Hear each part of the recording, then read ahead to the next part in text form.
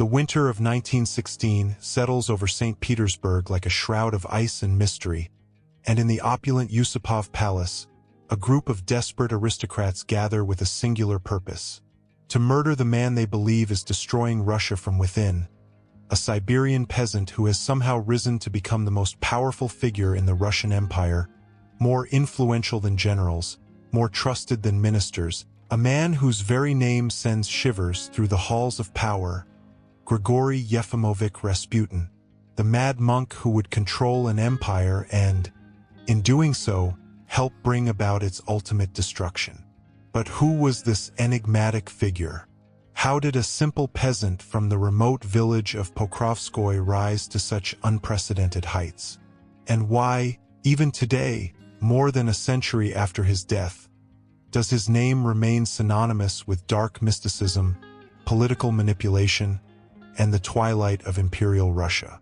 To understand Rasputin, we must journey back to his beginnings, to the harsh Siberian landscape that forged him, to the spiritual awakening that transformed him, and to the desperate imperial family that would ultimately place their fate in his calloused hands.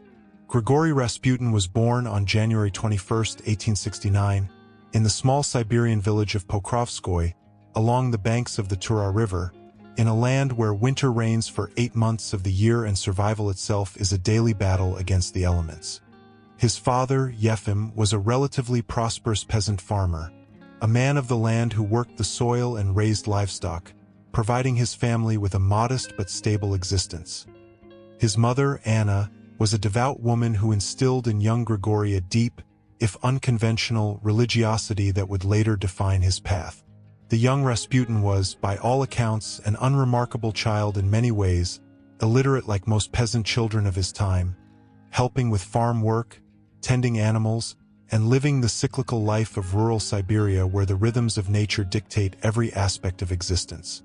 Yet even in these early years, those who knew him noticed something different, something unusual in the boy's penetrating gaze, in his intensity, in the way he seemed to perceive things others could not.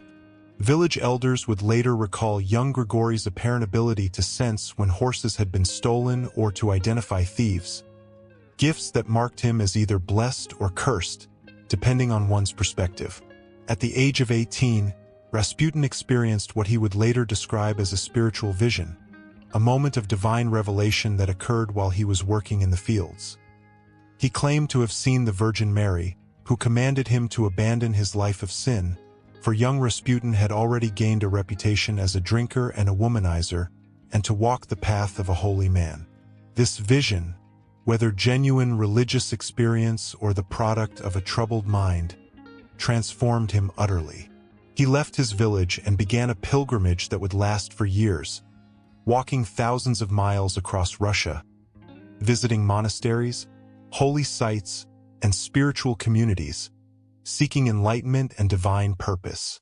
During these wandering years, Rasputin encountered various religious sects, including the KHLYSTY, an outlawed mystical group that believed salvation could be achieved through sin, that one must descend into darkness to find light, that physical excess and spiritual ecstasy were two sides of the same coin.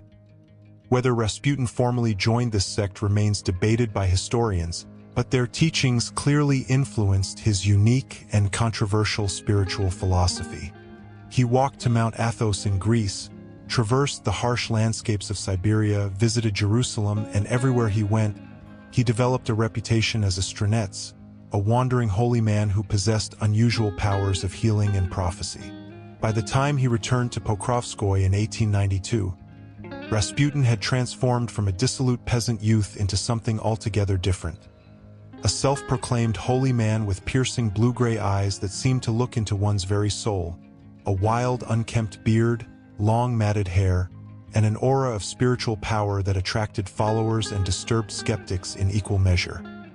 He married Praskovia Dubrovina, a local peasant woman who would bear him 3 children and who would remain in Pokrovskoye even as her husband's destiny carried him to the heights of imperial power.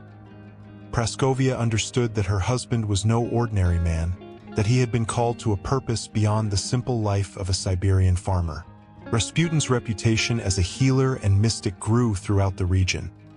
Peasants came to him seeking cures for illnesses, advice for troubles, blessings for their endeavors, and remarkably, many claimed to experience genuine healing through his prayers and his touch. Word of the Siberian holy man spread beyond the rural districts, reaching the ears of religious authorities in larger cities, some of whom were intrigued by reports of his powers, others deeply suspicious of his unorthodox methods and his rejection of conventional religious hierarchy. In 1903, Rasputin traveled to St. Petersburg for the first time, a journey that would change not only his life but the course of Russian history itself. The capital of the Russian Empire, with its grand palaces, its glittering society, its complex web of political intrigue, was a world utterly foreign to the Siberian peasant, yet Rasputin navigated it with surprising skill. He was introduced to influential members of the Orthodox Church and to aristocratic society through a network of spiritually minded nobles who were fascinated by mysticism and seeking meaning beyond the shallow pleasures of high society. Among his early patrons were the Grand Duchess Militsa and her sister Anastasia, known as the Montenegrin princesses, who hosted fashionable salons where spiritualism, mysticism, and occult practices were discussed and explored. These aristocratic women were captivated by Rasputin's raw spiritual energy, his apparent powers, and his utter lack of pretension or concern for social convention. Through these connections, Rasputin's reputation reached the highest levels of Russian society, and in November 1905, he was finally introduced to the imperial family itself, to Tsar Nicholas II and Tsarina Alexandra, the rulers of the vast Russian Empire who carried a burden of power and a secret anguish that would make them vulnerable to Rasputin's influence. To understand why Rasputin gained such extraordinary power over the imperial family, we must understand their desperate situation. Tsar Nicholas II, who ascended to the throne in 1894, was a man overwhelmed by the responsibilities of autocratic rule, deeply religious, devoted to his family, but ultimately weak and indecisive as a ruler, unable to adapt to the changing political landscape of the early 20th century. His wife, Alexandra, born Princess Alex of Hesse and by Rhine, was the granddaughter of Queen Victoria, a beautiful but deeply neurotic woman who had converted to Russian Orthodoxy with fervent devotion and who believed absolutely in the divine right of the Tsars to rule. She was isolated in Russian society, speaking Russian with a German accent, distrusted by the aristocracy, and increasingly paranoid about threats to her family. The imperial couple had 4 daughters, the Grand Duchesses Olga, Tatiana, Maria, and Anastasia, before finally, in 1904, the birth of the long-awaited heir to the throne, Tsarevich Alexei. The joy of the imperial family at the birth of a male heir was short-lived, however, for within weeks it became apparent that the infant prince suffered from hemophilia, the royal disease that had passed through Queen Victoria's bloodline and which caused the slightest injury to result in uncontrollable bleeding that could prove fatal. In an era before modern medical treatments, hemophilia was essentially a death sentence, and the imperial family lived in constant terror that their beloved son would die from a fall, a bump, or any minor accident. Alexandra, consumed by maternal anxiety and guilt, for she was the carrier of the disease, became desperate for any solution, any hope that her son might survive to inherit the throne. She consulted numerous doctors, but medical science offered no cure, only the grim prognosis that Alexei likely would not survive to adulthood. It was into this atmosphere of desperation and fear that Rasputin entered, introduced as a holy man with powers of healing, and the effect of their first meeting was profound. Alexandra later wrote that she felt an immediate sense of peace in Rasputin's presence, that his prayers brought comfort unlike anything she had experienced. The first real test of Rasputin's power came in 1907, when the young Tsarevich suffered a severe hemorrhaging episode. Doctors had done everything possible, but the bleeding would not stop and the boy lay pale and weakening, seemingly at death's door. In desperation, Alexandra summoned Rasputin to the palace. The Siberian mystic came to the child's bedside, prayed over him, and within hours, remarkably, the bleeding stopped and Alexei's condition stabilized. Whether this was the result of divine intervention, some genuine healing ability, the power of suggestion, or simply coincidence, the effect on Alexandra was absolute and permanent. She became convinced that Rasputin alone could save her son, that he was a man of God sent to preserve the heir to the throne. This conviction would never waver, despite scandal, despite political pressure, despite the testimony of countless critics. Alexandra believed with religious fervor that Rasputin was their family's savior and that to dismiss him would be to condemn her son to death. From this point forward, Rasputin's influence over the imperial family grew exponentially. He was given unlimited access to the palace, could request audiences with the Tsar and Tsarina at will, and his advice was sought on matters far beyond the health of the Tsarevich. Nicholas and Alexandra began to consult him on political decisions, on ministerial appointments, on military strategy, areas where a Siberian peasant with no education or expertise had no business advising the rulers of a vast empire, yet his opinions carried weight that surpassed those of experienced statesmen and generals. Rasputin's presence in the palace was highly irregular and deeply troubling to Russian society. The traditional protocol and rigid social hierarchy of the imperial court had no category for a peasant holy man who could wander freely through the private apartments of the Tsar, who addressed the empress with familiar intimacy, who seemed to operate outside all normal rules and restrictions. Rumors began to spread, whispers that grew into accusations. Some claimed Rasputin was Alexandra's lover, engaging in an affair with the empress under the very nose of the Tsar. Others suggested even darker perversions, orgies involving the Grand Duchesses, occult rituals performed in the palace chambers, hypnotic control over the weak-minded emperor. While most of these rumors were entirely false, products of fevered imagination and political opposition, they gained traction because they confirmed what many Russians already feared: that their empire was being ruled not by their divinely appointed Tsar, but by a debauched peasant charlatan who had seduced the imperial family with dark magic and sexual manipulation. The reality of Rasputin's character was complex and contradictory, a puzzle that confounded contemporaries and continues to fascinate historians. He was genuinely devout in his own way, spending hours in prayer, making pilgrimages to monasteries, and expressing a sincere belief in his spiritual mission. Yet he was also a heavy drinker who frequented brothels and restaurants where he would become drunk and boast of his influence over the empress, claiming he could appoint or dismiss ministers at will. He was capable of genuine compassion, particularly toward the poor and suffering, offering comfort and material help to those in need. Yet he could also be vindictive and petty, using his influence to destroy the careers of those who crossed him. He lived a double life, playing the role of humble holy man in the palace while indulging in every vice imaginable in the city's seamier establishments. His followers, particularly women who were drawn to his magnetic personality and supposed spiritual power, defended him passionately, while his enemies collected evidence of his debauchery with equal fervor. One of the most controversial aspects of Rasputin's teachings was his apparent belief that sin and salvation were intimately connected, that one could not truly repent without first sinning deeply. This theology, which echoed the beliefs of the KHLYSTY sect, provided convenient justification for his behavior and led to accusations that he seduced his female followers under the guise of spiritual instruction. Contemporary accounts describe gatherings where Rasputin would drink heavily, embrace and kiss his followers, and retreat to private rooms with women who sought his blessing.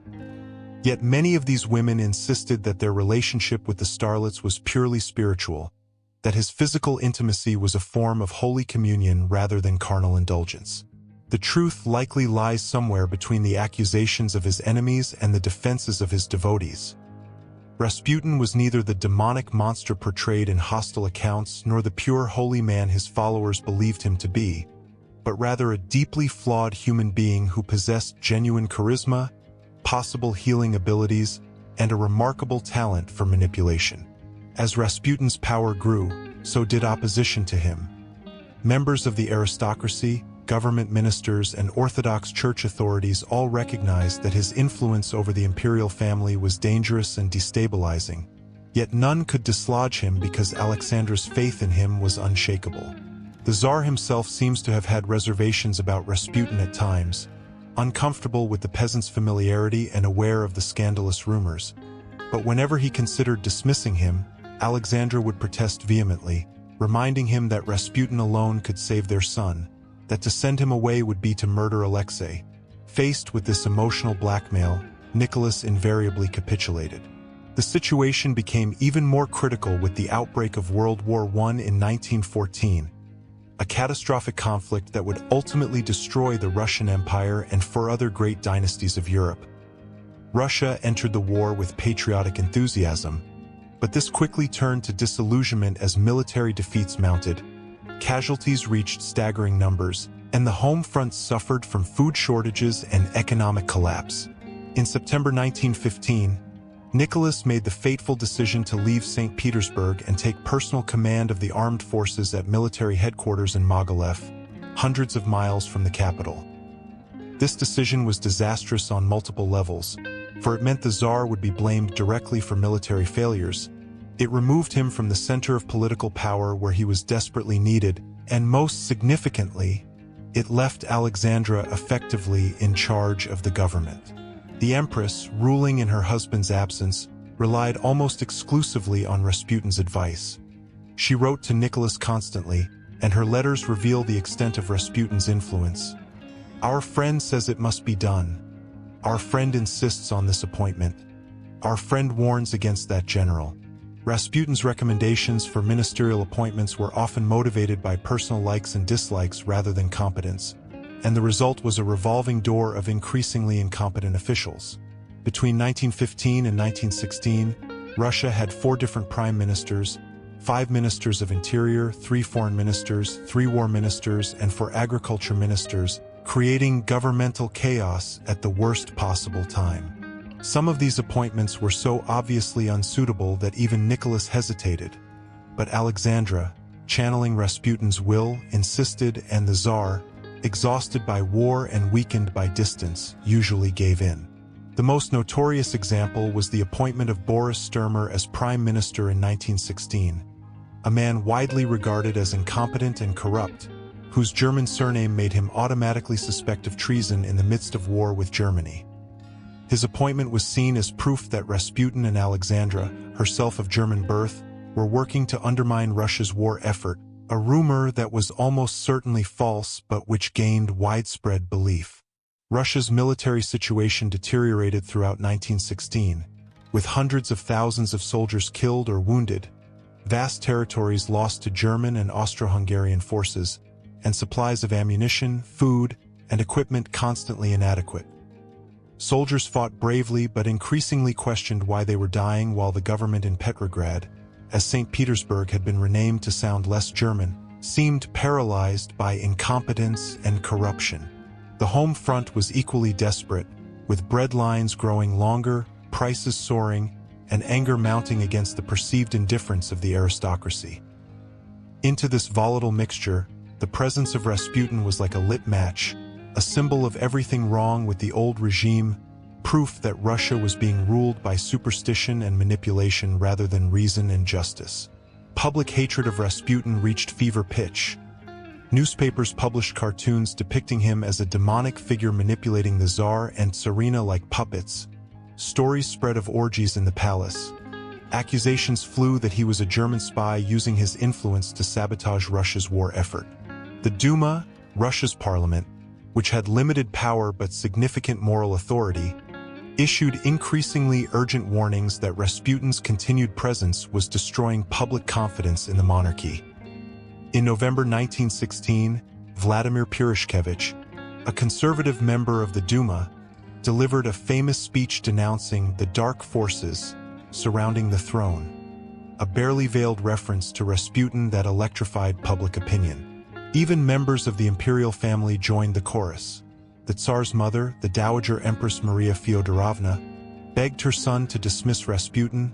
Other Grand Dukes and Duchesses made similar pleas, but Alexandra remained adamant, interpreting all opposition as attacks on her and her son, as evidence of a conspiracy against the dynasty rather than genuine concern for Russia's survival.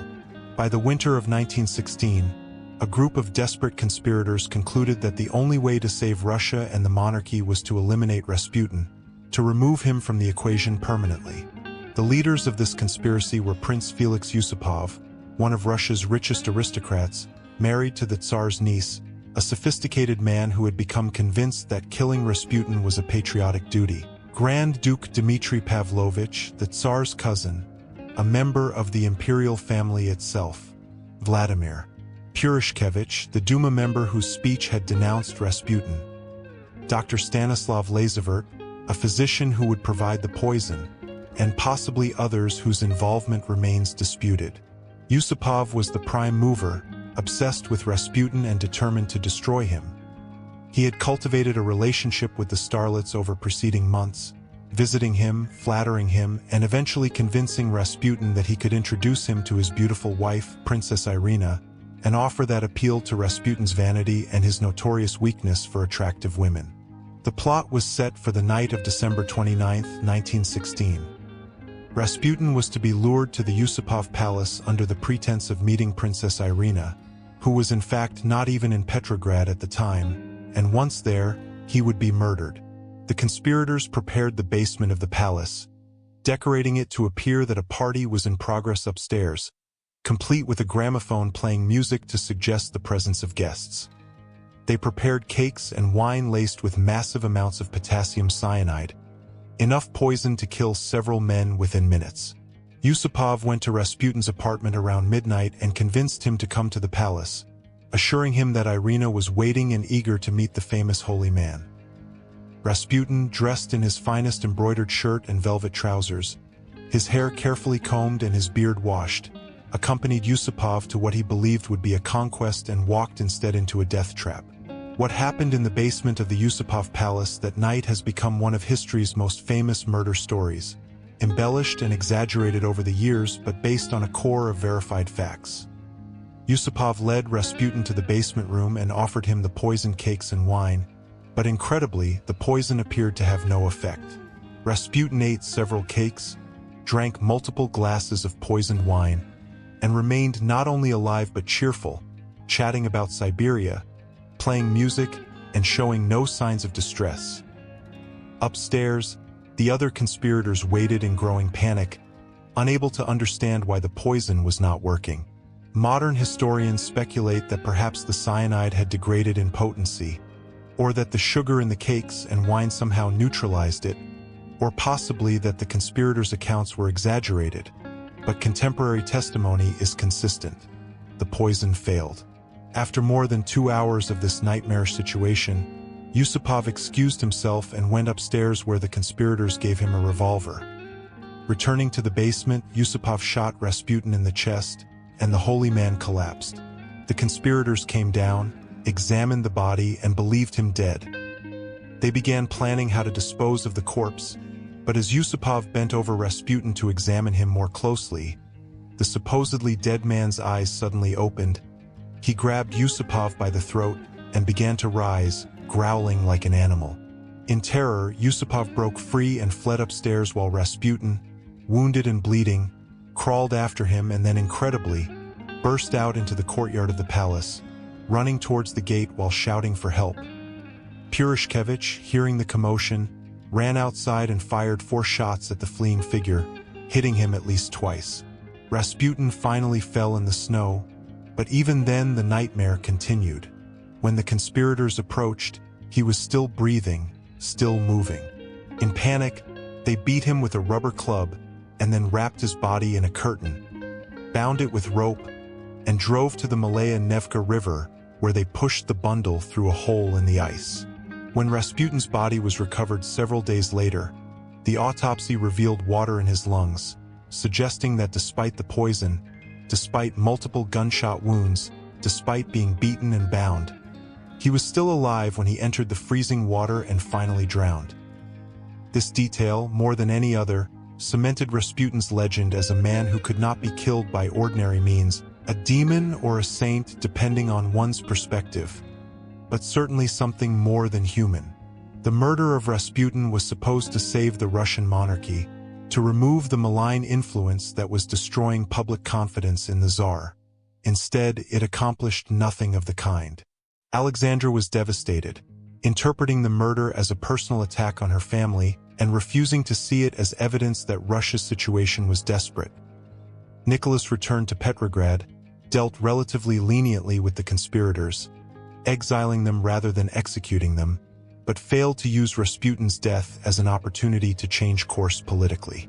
Less than 3 months after Rasputin's murder, in March 1917, revolution erupted in Petrograd. Soldiers mutinied, workers struck, bread riots turned into political demonstrations, and within days, the 300-year-old Romanov dynasty collapsed. Nicholas II abdicated on March 15, 1917, ending centuries of imperial rule. Alexandra and their children were placed under house arrest, first in their palace and later in increasingly harsh conditions in Tobolsk and Ekaterinburg. The family that Rasputin had tried to protect and serve met their fate in the basement of the Ipatov house in Ekaterinburg in the early morning hours of July 17, 1918, when Bolshevik executioners murdered Nicholas, Alexandra, and all 5 of their children, along with their physician and 3 servants, ending the Romanov line in a brutal massacre that shocked the world. Rasputin had predicted this catastrophe. In December 1916, just before his death, he wrote a letter to the Imperial family warning that if he were killed by peasants, the dynasty would survive, but if he were killed by nobles, then the Tsar and his family would die within 2 years and Russia would descend into chaos. This prophecy, eerily accurate, has fueled speculation about Rasputin's powers of foresight and added another layer to his legend. In the century since his death, Rasputin has become a figure of almost mythological proportions, his true character obscured by layers of rumor, propaganda, and sensationalism. He has been portrayed as everything from a demon to a saint, from a cunning political operator to a simple peasant overwhelmed by circumstances beyond his control. The truth is that Rasputin was a deeply complex figure who cannot be easily categorized. He possessed genuine religious faith mixed with cynical manipulation, sincere compassion for suffering combined with appalling personal behavior, and an ability to heal or at least provide comfort to the hemophiliac Tsarevich that remains unexplained by conventional science. His influence over Alexandra was real and profound, but it was based on her desperate need to believe he could save her son rather than any supernatural power he held over her. He did not control the Tsar and Tsarina through hypnosis or black magic, but through their own vulnerability, their isolation, and their refusal to accept that modern medicine offered no cure for their son's condition. Rasputin's role in the fall of the Russian Empire should neither be exaggerated nor dismissed. He did not single-handedly cause the revolution, which had roots in centuries of social inequality, political oppression, disastrous military leadership, and economic failure, but he became a powerful symbol of the regime's dysfunction and corruption. His presence at the heart of power, a peasant making decisions about ministers and military strategy, confirmed for millions of Russians that their government was rotten, that the aristocracy was decadent and foolish, that the entire system needed to be swept away. In this sense, Rasputin was both symptom and accelerant of the disease that killed Imperial Russia. The question of Rasputin's healing abilities remains one of the most intriguing aspects of his story. Multiple witnesses testified that his prayers and presence could stop Alexei's bleeding episodes, and while some historians attribute this to coincidence or the natural course of hemophilia which can have spontaneous remissions, others suggest that Rasputin's calm, confident demeanor may have reduced the stress and anxiety that can exacerbate bleeding in hemophiliacs. Modern medical understanding recognizes that stress affects blood pressure and clotting factors, so Rasputin's ability to calm Alexandra and Alexei, to reduce their panic during bleeding episodes, may have had real physiological effects. In this interpretation, his power was psychological rather than supernatural, but no less real in its results. Additionally, some historians note that Rasputin often advised against medical interventions, particularly the use of aspirin which doctors of the era prescribed not knowing it was a blood thinner that would worsen hemophilia. By keeping doctors away and relying on prayer and rest, Rasputin may have inadvertently provided better treatment than trained physicians. Rasputin's personal life and philosophy remain subjects of fascination and controversy. His beliefs about sin and redemption, his apparent conviction that carnal experience was a path to spiritual enlightenment, his ability to maintain simultaneous identities as holy man and debauchee, all suggest a personality far more complex than the simple charlatan his enemies portrayed. Those who knew him well often testified to his genuine warmth, his ability to make people feel seen and understood, his lack of pretension despite his power, and his generosity toward the poor. Yet they also acknowledged his drinking, his womanizing, his boastfulness when drunk, and his vindictiveness toward enemies. Perhaps the most balanced assessment is that Rasputin believed sincerely in his own divine mission, saw himself as an instrument of God's will sent to preserve the imperial family, but that this spiritual conviction coexisted with very earthly appetites and human flaws.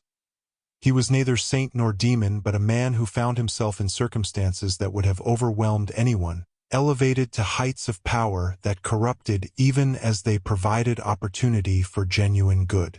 The legacy of Rasputin extends far beyond his role in Russian history.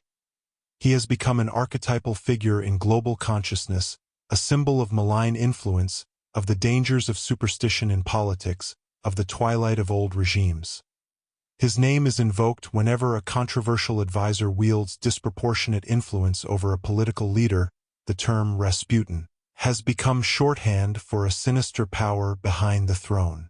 In popular culture, he has been portrayed countless times in films, books, television shows, and music, usually as a villain or at least a deeply sinister figure with hypnotic powers and evil intentions. The famous 1978 disco song Rasputin by Boney M., with its catchy chorus Are Rasputin, Russia's greatest love machine, both trivializes and perpetuates his legend, reducing complex history to infectious pop mythology. Serious historians continue to debate Rasputin's true nature and impact. Russian historians, particularly those writing before the fall of the Soviet Union, generally portrayed him as proof of the Romanov regime's decadence and inevitable collapse, a useful propaganda figure who demonstrated why revolution was necessary. Western historians have varied in their assessments, some viewing him as a tragic figure caught between genuine spiritual calling and human weakness, others as a skilled manipulator who exploited vulnerable people, still others as essentially irrelevant to the larger historical forces that would have destroyed Imperial Russia regardless of his presence. What is indisputable is that Rasputin's story encapsulates the death of old Europe, the collision between modernity and tradition, between faith and science, between autocracy and democracy that defined the early 20th century. He was a medieval figure thrust into the modern world, a peasant mystic who briefly held the fate of millions in his unwashed hands, and whose death, far from saving the regime he served, merely removed the lightning rod that had attracted all the anger and frustration that would soon explode into revolution. The Romanovs placed their faith in Rasputin because they had no other hope, because medical science could not save their son, because their position was becoming increasingly untenable and they needed to believe that divine intervention would preserve their dynasty. Rasputin provided that illusion of hope, that sense of spiritual protection, but illusions cannot stop historical forces, cannot feed hungry workers, cannot win unwinnable wars, cannot preserve systems whose time has passed. In the end, Rasputin's greatest crime was not debauchery or political manipulation, but rather that he enabled the imperial family's fatal delusion that they could continue ruling as autocrats in an age that demanded change. By convincing them that his prayers could save Alexei, he indirectly convinced them that divine favor still smiled upon their dynasty, that they were meant to continue ruling, that reform and compromise were unnecessary because God had sent them a protector. This delusion, this retreat into mysticism and faith rather than engagement with political reality, sealed the fate of the Romanovs more surely than any revolution could have. They became increasingly isolated from their own people, increasingly convinced that the masses would always support their God-anointed Tsar, increasingly blind to the suffering and anger that was building throughout Russian society. When revolution came, it came with shocking speed because the foundation had been rotting for years, and Rasputin, whatever his intentions or powers, had helped obscure that rot, had distracted attention from necessary reforms, had provided an easy scapegoat that allowed the regime to avoid confronting its fundamental problems. The night Rasputin died in the freezing waters of the Malaya Nevka River, Imperial Russia died with him. The The dynasty lingered for a few more months, but the link between the Romanovs and their people had been irrevocably severed, and no amount of prayer or mysticism could restore it. Rasputin's story reminds us that in politics, perception often matters more than reality. Whether or not he was actually as powerful or as debauched as rumor claimed is less important than the fact that millions believed he was, that his presence became intolerable to Russian society, that he came to symbolize everything wrong with the old regime. His story is also a cautionary tale about the dangers of desperation, about what happens when leaders, facing impossible situations, turn to miracle workers and mystics rather than accepting harsh realities and making difficult changes. Alexandra's faith in Rasputin was born of love for her son, a love that any parent can understand, but it was also a failure of leadership, a rejection of reason in favor of magical thinking that ultimately cost her everything. More than a century after his death, Rasputin remains one of history's most enigmatic figures, a man about whom we know many facts but whose inner life and true nature remain mysterious. Was he a holy fool, a term Russians use for individuals who appear mad but are actually touched by divine wisdom? Was he a confidence man who stumbled into the role of a lifetime and played it brilliantly until it destroyed him? Was he mentally ill, suffering from some disorder that produced both his genuine religious ecstasies and his destructive behaviors? Or was he simply a flawed human being trying to do what he believed was right while also indulging his very human appetites? A man who found himself in a situation where any outcome would be disastrous. We will never know with certainty, for Rasputin took his secrets to the bottom of that frozen river, and those who knew him best died in the revolution that followed, their testimonies lost or distorted by the propaganda needs of Soviet historians. What we can say is that Rasputin's life and death illuminate a crucial moment in human history, when the old order of monarchies, aristocracies, and divine right was giving way to the modern world of democracy, socialism, and people's power. He was a bridge between these worlds, a peasant who rose to the heights of power not through traditional means of birth or education but through the force of his personality, his supposed spiritual gifts, and the desperate need of rulers who could no longer rule in the old way but could not adapt to the new.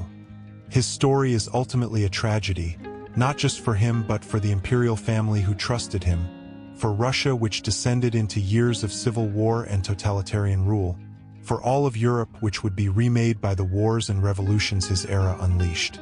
The mad monk who controlled an empire was neither as powerful as his enemies feared nor as holy as his followers believed, but he was undeniably significant, a figure who concentrated in his one person all the contradictions, the mysticism, the dysfunction, and the doomed grandeur of Imperial Russia's final days. And in studying him, we study not just one man but an entire world on the brink of its destruction. We see how great empires fall not just through military defeat or economic collapse, but through the slow accumulation of bad decisions, through the substitution of faith for reason, through the desperate clinging to power by those who no longer know how to wield it wisely, through the appearance at crucial moments of individuals who promise miracle solutions to problems that require hard choices and painful reforms.